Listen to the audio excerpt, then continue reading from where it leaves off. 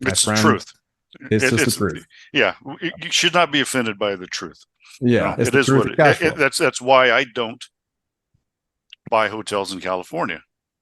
There are other states, and it has nothing wrong with the California. It's the market. It is the business. It's the way that California is compared to other states. California is Right. not the only one that I would not invest in. But you have business truths.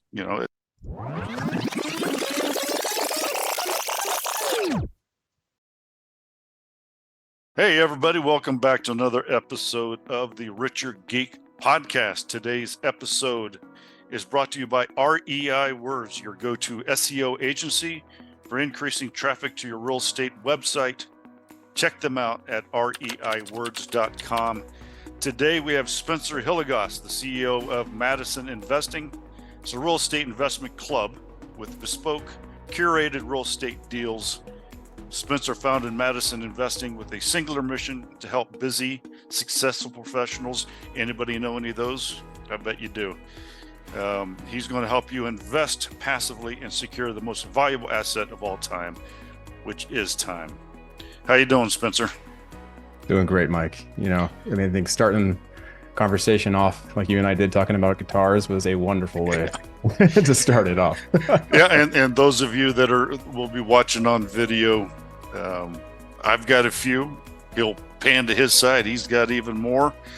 And I should run to the other room, grab my other 4 or 5 that are just pieces of art. They're just beautiful things. Spencer, a little bit, for our listeners, where do you come from? How did you get involved in this? And what's the most important thing on why you decided to break from your tech career and go into this new career?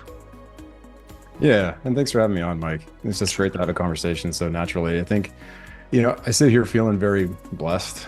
As an example, use a quick story. Like this past summer, our 2 young kids and my wife, Jennifer, who's also the co-founder of Madison Investing with me, my COO and my better half, we all went and were able to go live in a different country. We lived in Portugal for 30 days.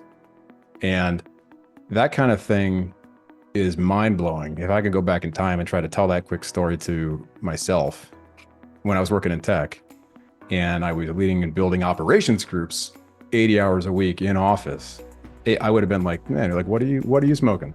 That is, it's a pipe dream.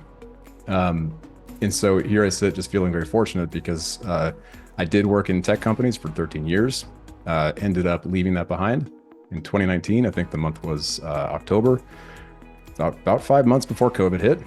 And that was never the plan. I was grinding it out in those companies. And I won't bore people too much with this, but I'll say as a kid that grew up in a real estate household with a dad who was a broker, that scared me into tech. And I never thought I'd find myself here again, somehow within the world of real estate, where I focus on investing passively and putting our capital into stuff that is long view, truly long view. Like, is it going to produce cash flow distributions that can replace my income? Is it going to be something that is ultimately risk adjusted to, see through whatever kind of volatility is happening in the market? And we're certainly getting some battle testing moments between COVID, in 2020. And certainly in 2020, starting in 2022 through now in 2024. So, we've been started off in buying a local rental initially, modest start. I was still working full time, bought a duplex, paid $430,000, the California prices. There you go. For $200 a month in cash flow. It's not what you call a cash flow win, but we still have it, and hey, it's steady. It's appreciated a lot.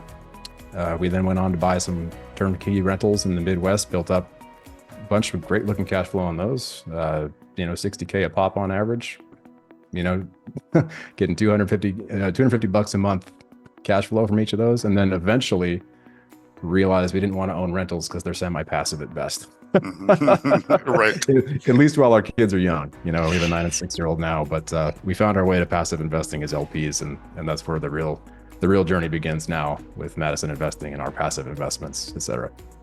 Yeah, it's a great deal for everyone. It's like, there's so many of us, like, how can I get out of the thumb of being told what to do, and you work your butt off just to get a 20% larger quota the next year. Congratulations, here's the new quota.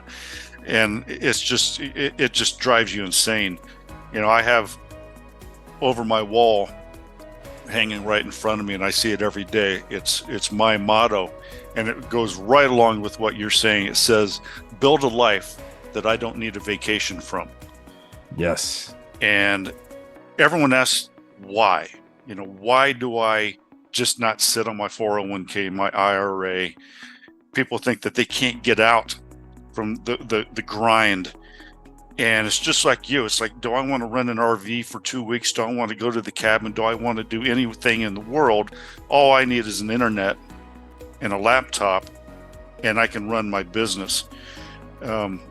Talk about the importance of switching to that. Now, I've gone kind of the other way, from an LP to a GP, and then I've built a team that has finally allowed me to kind of step back. So I kind of did it.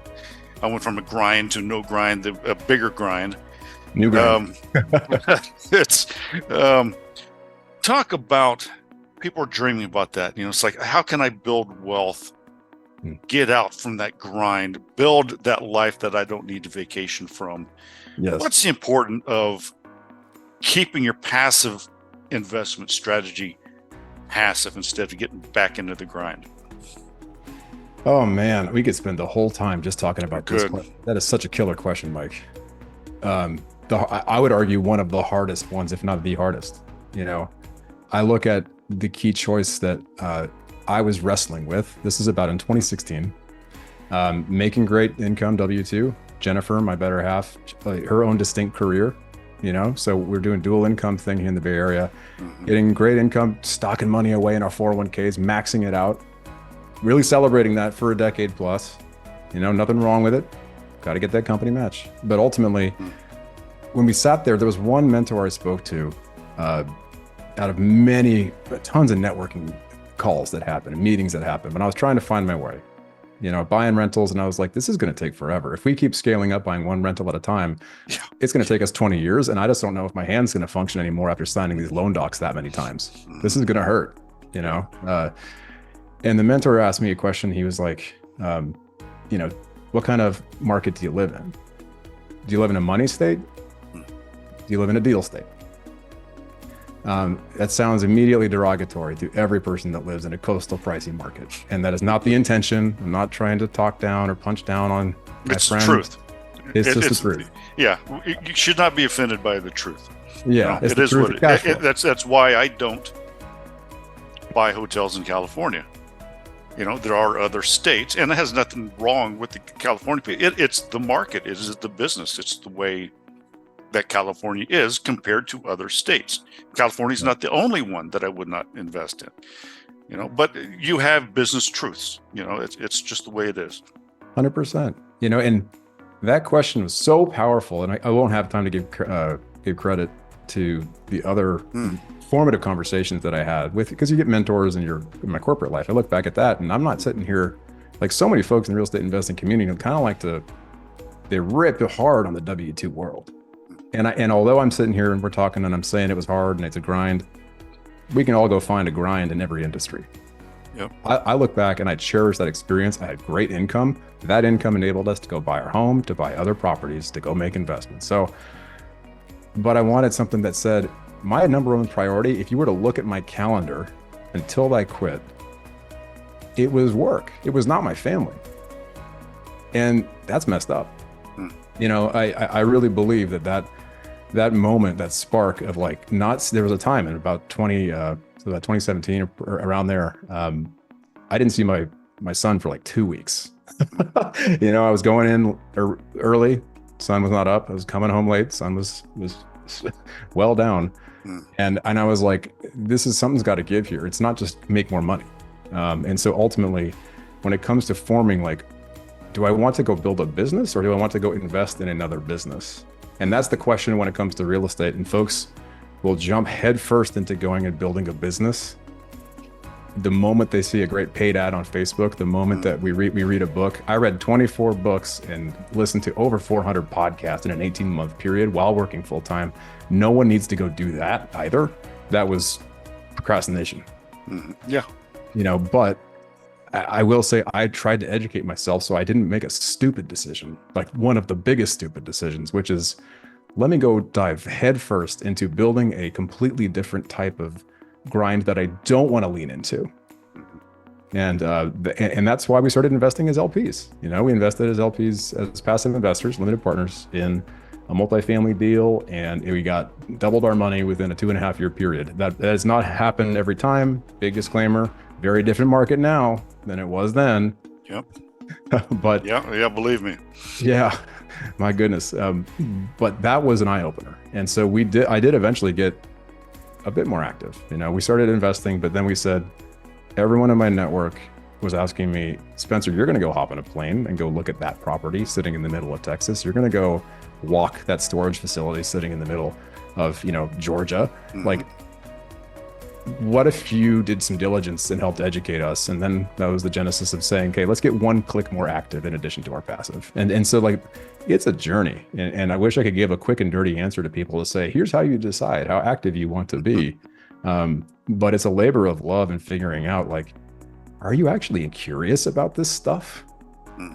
Because I had done 13 years in a career where I cherished leading people and managing people. Hardest thing anyone can do, I swear. It's like brutally challenging, emotionally taxing, being a therapist, but also very gratifying. And I was done on that front.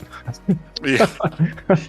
Yeah. It's, but here's the thing is you've created the grind, a different kind of grind, but it's on your terms. Absolutely. Right? When you're a W-2 outside of your own company, you're someone else's grind. Yes. You're making someone else money. You're making some money, but you're making a corporation. You're making some entrepreneur that created that company all the money. And what I say, people are like going, owning all this and doing syndications and doing funds is the grind. But in the middle of that grind, I can play golf if I want. That's right. I choose when I want to work. That's kind of the importance, and that's the differential part. And you can do that as a limited partner if you just start, because it is possible, isn't it, Spencer, that you can do enough deals as a limited partner, not have to worry about anything, and you can replace your income. Yes, you can. And to me, the biggest guiding question, and there was a specific weekend I will reference when I share this, Mike. Okay. Time. It's about time compression, right? And I know you know this, but we haven't talked about this. I don't know if the listeners think about this. It was mind blowing to me. So in 2016, Mike, Jennifer and I hired a sitter, and we took this super seriously. It was the nerdiest exercise you can imagine. We sat down and said, how do we break free, completely replace my income, completely replace Jennifer's income from 2 W-2 careers? And we said, how do we remove the excuses? Because at first, I'm a human being. Everyone says we want instant gratification. I want it. I want out now. That makes for so many easily grabbable excuses why we can't do it. So we said, let's pick a very long time horizon, call it 15 years. And that sounds absurdly long. And then we picked it. And then the next weekend we did it, the whole thing again. And these were hard sessions, man. There was, for a married couple with kids, we were sitting there getting through cycles of argument. There were some tears, there was some laughter, there was some reconciliation. I don't want it to come across like this was some magical answer. We worked for that stuff. And, we came out the other side of that saying 15 years is too damn long. We want to do it in 7. Ultimately, we hit it in 5. And I want to be candid with folks and say, like, if they want to do full passive work in their career, they're making great income. It is doable, but if you want to compress the time, that's the real question, right? For us, it was like, if you want to do full passive path, there's people in our group too that'll invest alongside us. They don't hate their careers. They're not burnt out. They just want to know there's an off ramp. Yep. So by the time that they get to year 5, year 8, maybe, and they are they're an engineer or a developer, or, they're a product manager. and they're sitting there saying, I just want that to be ready for me by the time that I'm ready to get more family focused. Then you pull out that timetable a bit further. But for us, we said 15 too long. Let's figure out how to get passive and do some active, run our investing club. That's how we compress the time down to get to 5 years for full passive replacement, with some active as a complement too. Mm-hmm. So it's an exercise that's hard, man. We still have to revisit that annually. And that's, we are better at the exercise now. There's no tears involved. But just to illustrate that it is absolutely possible. It is. It is. Making. yeah. I had to readjust mine after COVID also, just bought hotel 2019. Bam. Average of 86% occupancy down to about 7.5. And you're like, whoa, let's learn. That's there's shocks to the system, right? Shock to the system, and made me a better hotelier. And yes, ladies and gentlemen, that hotel is still going. It never shut down. It continued operation even during COVID. You just think outside of the box and you become, half the hotel. You do whatever it takes to keep the investors happy and keep the asset open. So let's talk a little bit about your club and everybody. Again, Spencer Hilligoss, MadisonInvesting.com. We're going to be talking about the .com right now. What's the website about? What do people do? I go to MadisonInvesting.com, request the invitation. What happens? I reach out. It's not automated. I myself reach out to every person that actually takes the time out of their busy day just to say, hey, I want to learn more. And we have grown our club membership a bit of the old-fashioned way. I mean, it's been building long-term relationships. I mean, similar to what you and I were chatting about offline before we kicked off today, Mike. That has served us incredibly well. We're not sitting here trying to push growth. This is not a startup, much akin to the VC-backed wonderful companies that I've worked for in my career that creates this pressure cooker need for growth. Like, we're trying to build authentic relationships with real human beings that are figuring out their financial path forward. So, reach out and have a human conversation with me, and we sit there and just figure out where we both want to head. And in the club, we'll share a handful of the types of opportunities that we invest our own money in, throughout the year. Some of it's multifamily storage, some other niche assets, short-term rentals, ATMs, stuff that cash flows. Yeah, but no hotels yet. That's a whole other beast. I'll put a yet on there. Yeah. That's a whole other beast. It's, I came from, 20 some years of multifamily hotels, and it's like, they're not quite the same. It's that's one thing that I want to mention too, Mike, is I have found it to be incredibly valuable to stick to one thing that I do, something I know, before I jump into something, taking the time. And so I just wanted to mention that with my caveat of yet for hotels. So. There you go.